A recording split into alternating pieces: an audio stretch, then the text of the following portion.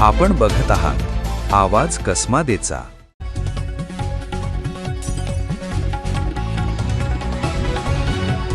कळवण तालुक्यातील पिळकोस येथे घडलेल्या भीषण अपघातातील आणखीन एक दुर्दैवी बातमी समोर आली आहे। अपघातात गंभीर जखमी झालेल्या नितेशा बाळकृष्ण गावित यांची 5 दिवस मृत्यूशी झुंज दिल्यानंतर निधन झाले आहे। यामुळे या अपघातातील मृतांचा आकडा 3 वर पोहोचला असून संपूर्ण परिवारावर शोककळा पसरली आहे। रविवार दिनांक 26 जुलै रोजी सकाळी 8:30च्या सुमारास पिळकोस येथील राज्य महामार्ग क्रमांक 17 वरील लांडू ओहळाजवळील तीव्र वळणावर भरधाव वाहनाने मोटारसायकलला जोरदार धडक दिली होती। या भीषण अपघातात बिलबारा तालुका नवापूर येथील दिनेश करणसिंग गावित आणि त्यांची पत्नी कीर्ती दिनेश गावित यांचा जागीच मृत्यू झाला होता, तर कीर्ती यांची बहीण नितेशा बाळकृष्ण गावित या गंभीर जखमी झाल्या होत्या।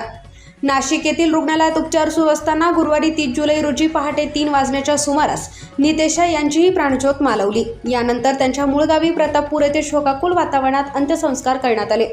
अवघ्या 5 दिवसात 2 सख्या बहिणी आणि एका जावयाचा मृत्यू झाल्याने संपूर्ण कुटुंबावर दुःखाचा डोंगर कोसळला आहे। प्रतापपूर, बिलबारा आणि परिसरात या घटनेमुळे हळहळ व्यक्त केली जात आहे। कीर्ती गावित या शिक्षिका म्हणून कार्यरत होत्या, तर नितेशा गावित यांनी BSc कृषीपर्यंत शिक्षण पूर्ण करून उज्ज्वल भवितव्याची स्वप्ने पाहिली होती। अत्यंत प्रतिकूल परिस्थितीत शिक्षण घेऊन आयुष्यात काहीतरी मोठे करण्याची त्यांची जिद्द होती। मात्र एका भीषण अपघाताने ही सर्व स्वप्ने कायमची अधुरी राहिली।